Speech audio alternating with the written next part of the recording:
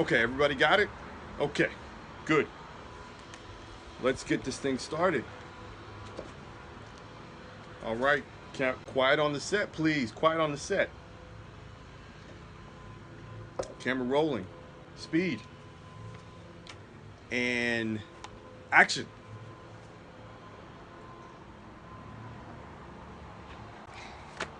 Cut, cut, cut. You two, come over here, please. What type of story is this? Is it a love story? Exactly, it's a love story. I need you two to act like you're in love. I need you guys to act like you've known each other for 20 years. Right now, seems like you guys are strangers. Just met off the street. But yeah, we're not actually in love. Yes, I know you're not in love, but that's why it's called acting. I need more from you. We gotta convince the public, we gotta convince the audience that you guys been in love. That you're head over heels for one another. That you would do anything for that person.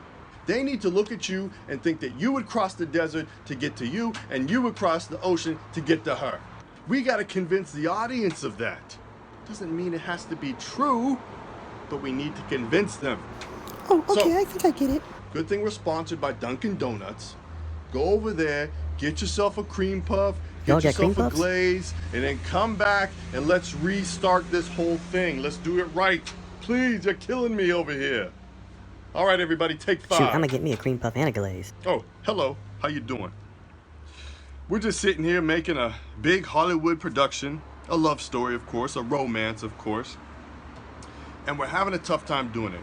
We want you guys to believe that this couple's in love.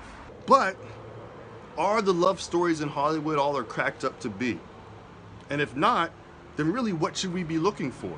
And what are some of the pitfalls that some of these movies, like the one I'm working on today, what are the pitfalls that some of these movies have for us? Well, today on Embrace the Opposite, we're going to be talking about just that. So stay tuned. We're going to be talking about why Hollywood love stories aren't the best love stories. Stay tuned.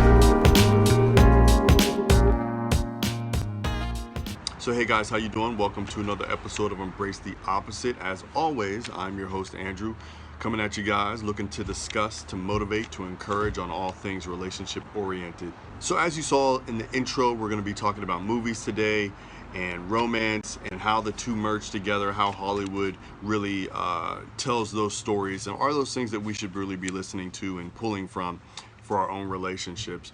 So if this is your first time to the channel, go ahead and hit subscribe and then hit the little bell so you can get your notifications every time I post a new video, which is weekly. And if you've been coming back, guys, just a sincere thanks for your interest in the channel and all things relationship oriented.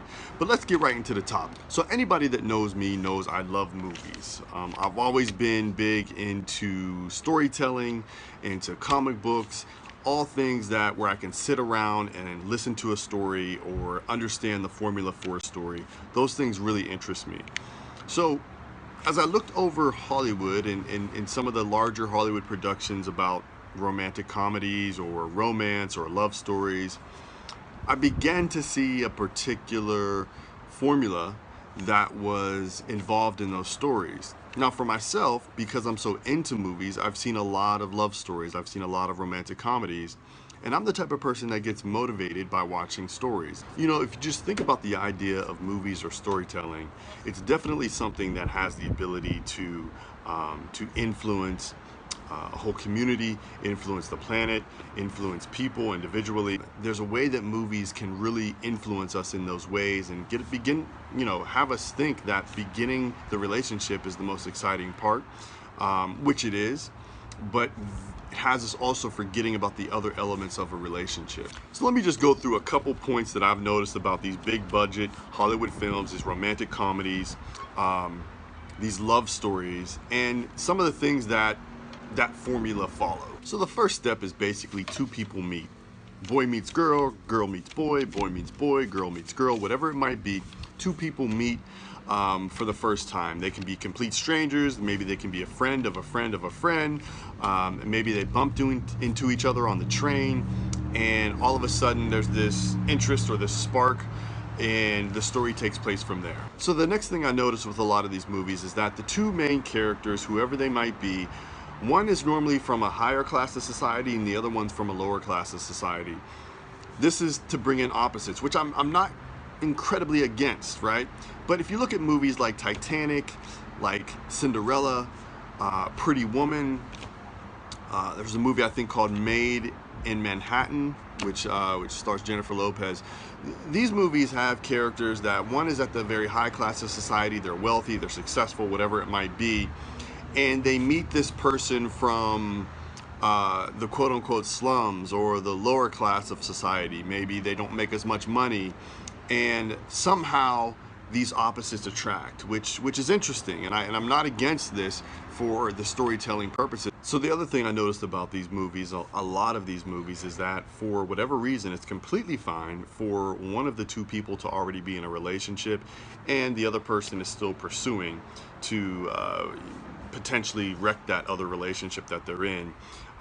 So movie I'm thinking about is the Breakup with Vince Vaughn and Jennifer Aniston. Well, at the start of that movie, Jennifer Aniston is at a baseball game with clearly somebody, her boyfriend or something like that, and Vince Vaughn is just completely ignoring that. Now again, these are to draw on personality traits of the character, but in a lot of these movies that's the case. So these movies have a great ability to pull us in. So there's something within all of us that is tugging at us to go in and watch these movies. I think about the movie Titanic. You know, Titanic had a great rewatch value, so people were going back to the movie theater time and time again to watch that movie. Why? Well, because of the love story. Everybody knew that the boat was going to go down, but it was the love story between Jack and Rose that everybody was really interested in, and it inspired them. These things have a way to take us to the next level, have us journey outside of ourselves and believe that we can do better and bigger things. And I think movies are great for that. So in that story, the two people meet. You know, he's from kind of the bottom of the boat, you know, doesn't have much money. She's from a very wealthy family, you know, set to be married to another person. And they have a spark. And so one of the things that we can know about their spark was they were opposites. So he doesn't have much money. She comes from a place of high society and a lot of money, but something about them drew them together. And I think that's something that we all find very intriguing, that inside of each of us, we have these modes of being, these ways that we operate, but that doesn't mean that our significant others, our spouses, our life partners have to be from the same place. A lot of times we find freedom, we find kind of a separation from who we thought ourselves to be when we date and when we have relationships with people from other walks of life. This can be a very inspiring thing, and so that's why that movie touched so many people. It wasn't just because of the sacrifice that Jack had, although that was a huge thing. And why didn't she just pull him up on the boat, on the door? One of the things I don't like about the love story in that film is that it's so short. Now, the boat went down, it could only be for so long. But a lot of Hollywood movies follow the same formula. The couples meet, you know, the individuals meet, they have this very passionate and fiery start to their relationship where they're in love and everything's great. They're being intimate. Then the floor falls out. Something happens, either it was a lie from the past or the present, or somebody cheated on somebody, and they split. And then they come back together by the end of the movie and everything seems great. Well, personally, I want to know what happens over the next 6 months. What happens over the next year? How does this couple work through everything that happened after that first initial 3-month period where everything was hot and steamy, the honeymoon period? I want to know what happens in that time. I think this is where we have to be careful with some of these movies because they only really document those first 3 months of a relationship. Personally, when we're talking about Be Swell, when we're talking about embracing the opposite, this is over a long period of time. Titanic happened in what, 2 days, 3 days tops, before the ship went down and everything got really, really interesting. But I do like the idea of that because it does bring in opposites. So here, I'm just going to talk about some films that I feel really reflect some of that long-term commitment, love. So one of the movies on my list is The Time Traveler's Wife. The Time Traveler's Wife, if there's a movie that really goes through the ebb and flow, the hard times of being with someone over long term, it's a time traveling movie because all of that is relevant. So in this film, you have Rachel McAdams, you have Eric Bana, and they are in a relationship. She's obviously starts off with her being very young, and then she grows older. Eric Bana is a time traveler, so he's seeing her at various points of her life. But as she's getting older and he's traveling back and forth, they meet at the right age for them to actually be a couple.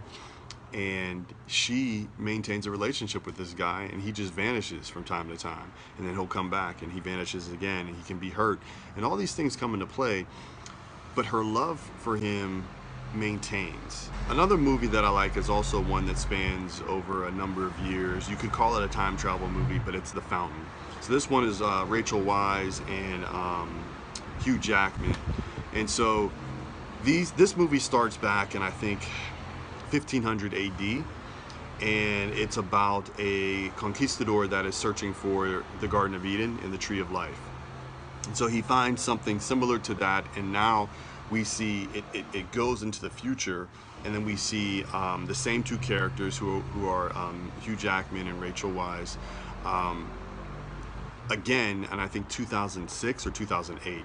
So that they look exactly the same. You're trying to understand, well, did they live all this time, or is this like an alternate dimension where they look exactly the same? But it's a good story because it really shows his devotion to her and her devotion to him throughout a long time span. So again, there's some fantasy to that. There's some interesting parts to that movie, but that's another good one to check out. So another movie I would suggest watching is Crazy Stupid Love. So this is a fun one. Stars Steve Carell and Julianne Moore. Ryan Gosling's in it, and Emma Stone. And so there's two congruent love stories that are taking place here. One is a mom and dad, a husband and a wife that are on the brink of divorce. So they're separated, they're going on their own ways, they're trying to find their way back to one another, but they're also trying to explore other things. And then there's Emma Stone and Ryan Gosling, and Ryan Gosling is a complete player, and his world gets turned upside down, and he falls in love with Emma Stone. So that component does have the short-term relationship, and things get great with them, and everything's going good. But more so interesting about that movie is the Steve Carell Julianne Moore relationship, because it really depicts the sadness that they both have about how they connect with one another in this place of being on the brink of divorce. Should they fight for their relationship? Should they go off and do other things? And I think that's a place where a lot of us are faced, that we don't talk about enough publicly. So that's a good depiction on that. So another one that I have is kind of an old one. I think it was made in 1998, somewhere in there, and it's called The Story of Us. And this stars Bruce Willis and Michelle Pfeiffer. Just a really interesting, poignant look at what couples go throughout their lives. So it's a story where it's like Talking Head, where they're talking to seemingly a therapist, and they're referencing back to various points in their relationship, how they met, what was the first issues, how they see their marriage. And it's a really interesting movie.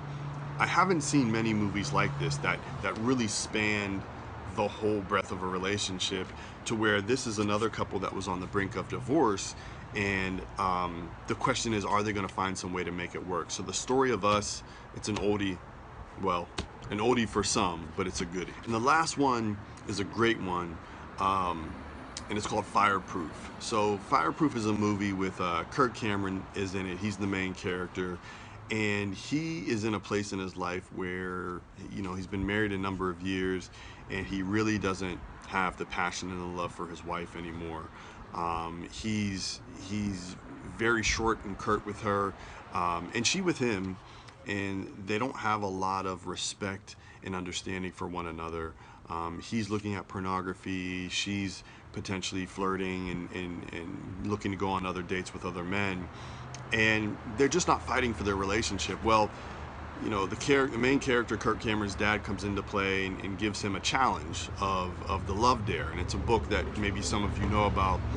And so he takes this book to heart and really kind of shocks his relationship with sacrifice, with patience, with respect and understanding. Now, this movie does not take place over a long term, but you can understand from how the movie starts that this couple has really been through a lot. And they reference some of this throughout the movie. So Fireproof is a great movie. That was probably from about 2006, 2005, 2006 maybe. Maybe a little bit later actually, maybe 2010.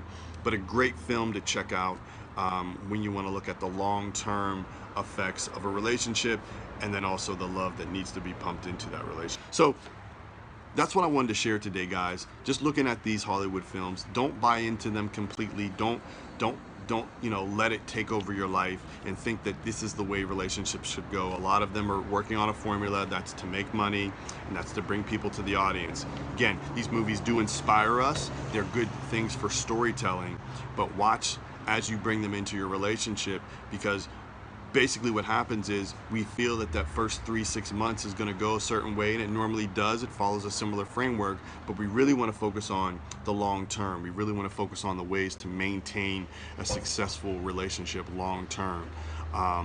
Embracing the opposite, being swell, and really focusing on growth in your relationship. So guys, that's what I wanted to share today. I hope it was helpful. Stay tuned till next week, because we'll be having another video, and even this week for the Friday motivation. We'll talk to you guys next time. Peace. La La Land is another one. She was in another relationship, and not Ryan Reynolds. I always want to call this guy Ryan Reynolds.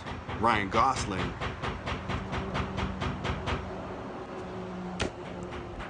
Construction. Ryan Gosling